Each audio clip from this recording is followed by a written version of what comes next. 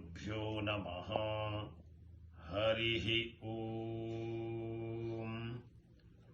ವಾಗರ್ಥಾಪಿವ ಸಂಪೃಕ್ತೌ ವಾಗರ್ಥಃ ಪ್ರತಿಪತ್ತಯೇ ಜಗತಃ ಪಿತರೌ ವಂದೇ ಪಾರ್ವತೀ ಪರಮೇಶ್ವರೌ. ಸ್ವಯಂ ಮಹೇಶಃ ಶ್ವಶುರೋ ನಗೇಶಃ ಸಖಾ ಧನೇಶಃ ತನಯೋ ಗಣೇಶಃ ತಥಾಪಿ ಭಿಕ್ಷಾಟನಮೇವ ಶಂಭೋಃ ಬಲೀಯಸಿ ಕೇವಲಮೀಶ್ವರೇಚ್ಛಾ. ನಮಃ ಶಿವಾಯ. ಪರಮೇಶ್ವರನ ಪರಮಾನುಷ್ಠಾನವಾದ ಅತಿರುದ್ರ ಮಹಾಯಾಗ ನಮ್ಮ ರಾಮಕೃಷ್ಣ ಭಜನ ಮಂಡಳಿ ಸಮೂಹದ ವತಿಯಿಂದ 2026 ಫೆಬ್ರವರಿ 8ನೇ ತಾರೀಕಿನಿಂದ ಆರಂಭಿಸಿ 19ನೇ ತಾರೀಕಿನವರೆಗೆ ದೊಂಬಲೂರಿನ ಸೂರ್ಯನಾರಾಯಣ ಸ್ವಾಮಿ ದೇವಸ್ಥಾನದಲ್ಲಿ ಮಾಡಬೇಕೆಂದು ತೀರ್ಮಾನಿಸಿರುತ್ತಾರೆ. ಈ ಅತಿರುದ್ರ ಮಹಾಯಾಗದ ವಿಶೇಷ ಮತ್ತು ಇದರ ಆಚರಣೆ, ಇದರ ಅನುಷ್ಠಾನದ ಬಗ್ಗೆ 2 ಮಾತುಗಳನ್ನು ಹೇಳಲಿಕ್ಕೆ ಇಷ್ಟಪಡ್ತೇನೆ.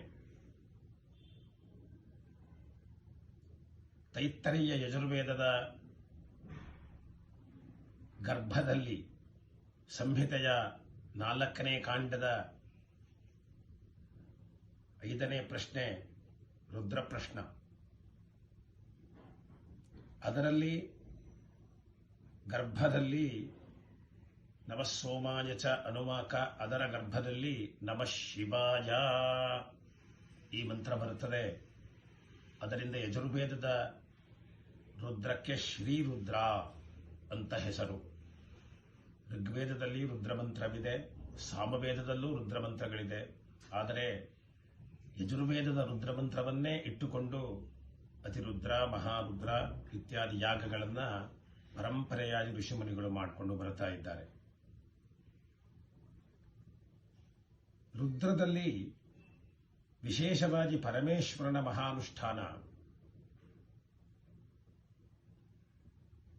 ಮೊದಲನೇ ಮಂತ್ರದಲ್ಲೇ ಆರಂಭ. ನಮಸ್ತೆ ರುದ್ರಮನ್ಯವೇ. ಪರಮೇಶ್ವರ, ನಿನ್ನ ಕೋಪಕ್ಕೆ ನಮ್ಮ ನಮಸ್ಕಾರ. ಮುತೋಥ ಇಷಭೇ ನಮಃ, ನಿನ್ನ ಬಾಣಕ್ಕೆ ನಮಸ್ಕಾರ, ನಿನ್ನ ಧನುಸ್ಸಿಗೆ ನಮಸ್ಕಾರ. ಹೀಗೆ ಸಂಪೂರ್ಣವಾಗಿ ಪರಮೇಶ್ವರನನ್ನ ಸ್ತುತಿ ಮಾಡುವಂತಹ ಮಂತ್ರಗಳು ರುದ್ರಮಂತ್ರಗಳು. ಹಾಗೆ ಅದರ ಕೂಡ ಚಮಕ ಮಂತ್ರಗಳು.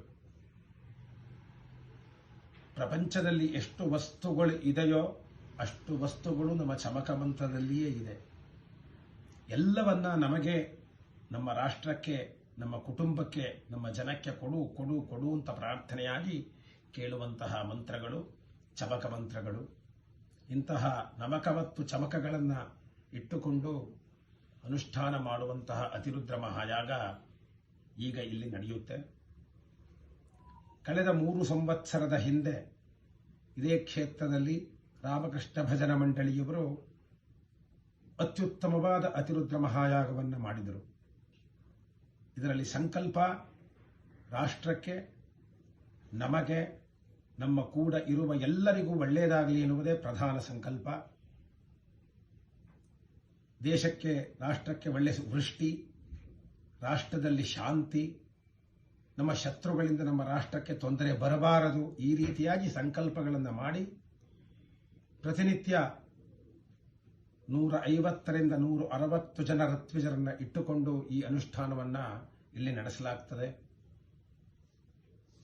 ಈ ಅತಿರುದ್ರ ಮಹಾಯಾಗದಲ್ಲಿ ಭಾಗವಹಿಸುವುದೇ ಒಂದು ವಿಶೇಷ. ನಮ್ಮನ್ನು ತೊಡಗಿಸಿಕೊಳ್ಳಬೇಕು, ನಾವು ಅದರಲ್ಲಿ ಸೇರಿಕೊಳ್ಳಬೇಕು, ನಾವು ಅದರಲ್ಲಿ ಕೂಡಿಕೊಳ್ಳಬೇಕು. ತನು ಮನ ಧನ ಸಹಾಯವನ್ನು ಮಾಡಬೇಕು. ಇದು ಕರ್ತವ್ಯ.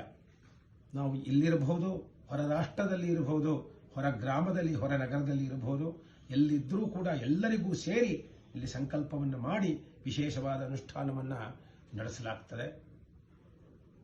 ಈ ರುದ್ರಯಾಗದಲ್ಲಿ ನಮಗೆ ಶಿವ ವಿಷ್ಣುವಿನಲ್ಲಿ ಭೇದವಿಲ್ಲ.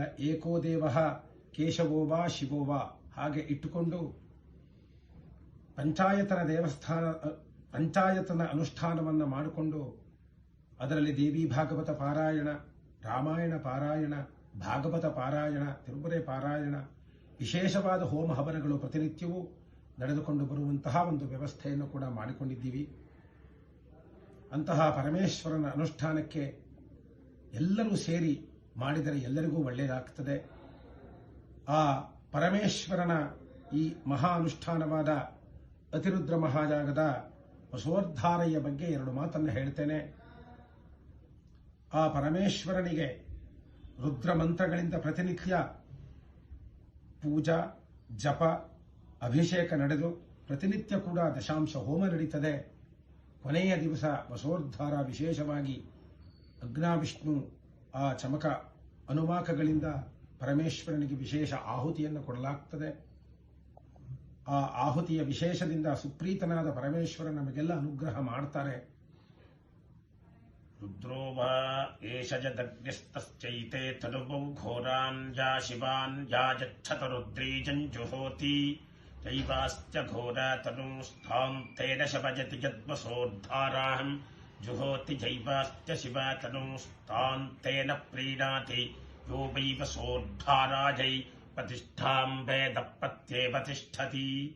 ಯಜುರ್ವೇದದ 5ನೇ ಕಾಂಡದಲ್ಲಿ ಈ ಮಂತ್ರವನ್ನು ವಿಶೇಷವಾಗಿ ಸಾಯಣಾಚಾರ್ಯರು ಭಾಷ್ಯದಲ್ಲಿ ವಿಶೇಷವಾಗಿ ಇದರ ಬಗ್ಗೆ ಭಾಷ್ಯದಲ್ಲಿ ವಿಸ್ತಾರ ಮಾಡಿದ್ದಾರೆ. ಪರಮೇಶ್ವರನಿಗೆ 2 ಶರೀರ, ಘೋರ ಶರೀರ ಮತ್ತು ಶಿವ ಶರೀರ. ಶಿವ ಅಂದರೆ ಮಂಗಳ. ಘೋರವಾದ ಶರೀರಕ್ಕೆ ಆ ರುದ್ರಮಂತ್ರಗಳಿಂದ ಅರ್ಚನೆ ಮಾಡಿ ಅಭಿಷೇಕ ಮಾಡಿ ಆಹುತಿಯನ್ನು ಮಾಡಿದಾಗ ಘೋರವಾದ ರೂಪ ಶಮನಗೊಂಡು ಮಂಗಳವಾಗ್ತಾನೆ. ಆ ಮಂಗಳಕರವಾದ ಸ್ವರೂಪದಲ್ಲಿ ಇರುವ ಪರಮೇಶ್ವರನಿಗೆ ಚಮಕಮಂತ್ರಗಳಿಂದ ವಸವದ್ಧಾರೆಯನ್ನು ಮಾಡಿದಾಗ ನಮ್ಮ ಎಲ್ಲ ಅಭೀಷ್ಟಿತ ಕಾಮನೆಗಳನ್ನು ಪೂರೈಸುತ್ತಾರೆ ಪರಮೇಶ್ವರರು. ಬ್ರಹ್ಮಚರ್ಯಾಶ್ರಮದಲ್ಲಿ ಇರುವವರು, ಗೃಹಸ್ಥಾಶ್ರಮದಲ್ಲಿರುವವರು ಅನುಷ್ಠಾನ ಮಾಡಿ ಅದರ ಜೊತೆಗೆ ವಿಶೇಷವಾಗಿ ಸನ್ಯಾಸಿಗಳು ರುದ್ರಮಂತ್ರವನ್ನು ಅನುಷ್ಠಾನ ಮಾಡಬಹುದು ಅಂತ ಹೇಳಿ ಸ್ಮೃತಿ ವಾಕ್ಯಗಳು ಉದ್ಘೋಷ ಮಾಡ್ತಾ ಇವೆ. ಅಂತಹ ಮಹಾ ಅನುಷ್ಠಾನವಾದ ಈ ಅತಿರುದ್ರ ಮಹಾಯಾಗ ಇಲ್ಲಿ ನಡೆಯುತ್ತೆ. ಇದರಲ್ಲಿ ಎಲ್ಲರೂ ಪಾಲ್ಗೊಂಡು ನಮಗೆಲ್ಲರಿಗೂ, ನಮ್ಮ ಜೊತೆಯಲ್ಲಿರುವ ಎಲ್ಲರಿಗೂ, ನಮ್ಮ ಕುಟುಂಬಕ್ಕೂ, ನಮ್ಮ ರಾಷ್ಟ್ರದ ಎಲ್ಲ ಮಹಾಜನಗಳಿಗೂ, ವಿಶೇಷವಾಗಿ ನಮ್ಮ ರಾಷ್ಟ್ರ ನಾಯಕರಿಗೂ ಕೂಡ ಪರಮೇಶ್ವರ ಮಂಗಳವನ್ನು ಮಾಡಿ ನಮ್ಮ ರಾಷ್ಟ್ರಕ್ಕೆ ಶತ್ರುಗಳ ಕಾಟ ಬರದ ಹಾಗೆ, ಒಳಶತ್ರುಗಳಿಂದಲೂ ತೊಂದರೆ ಆಗದ ಹಾಗೆ ಪರಮೇಶ್ವರ ನಮ್ಮನ್ನೆಲ್ಲ ಕಾಪಾಡಲಿ. ಎಲ್ಲ ಪ್ರಾಣಿಗಳು, ಜಂತುಗಳು ಎಲ್ಲರೂ ಚೆನ್ನಾಗಿರಬೇಕು, ಸುವೃಷ್ಟಿಯಾಗಬೇಕು, ಒಳ್ಳೆ ವೃಷ್ಟಿ ಬರಬೇಕು, ಒಳ್ಳೆ ಈ ಅಗ್ನಿಯಾದಿ ಭಯಗಳು ಯಾವುದೂ ಕೂಡ ರಾಷ್ಟ್ರಕ್ಕೆ ಇರಬಾರದು.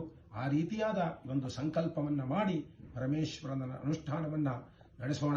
ಪರಮೇಶ್ವರ ಎಲ್ಲರಿಗೂ ಕೂಡ ಮಂಗಳವನ್ನು ಮಾಡಲಿ ಅಂತ ಹೇಳಿ ಆ ಪಾರ್ವತಿ ಪರಮೇಶ್ವರರಲ್ಲಿ ನಾನು ಪ್ರಾರ್ಥನೆ ಮಾಡ್ತೇನೆ. ಹರಿ ಓಂ.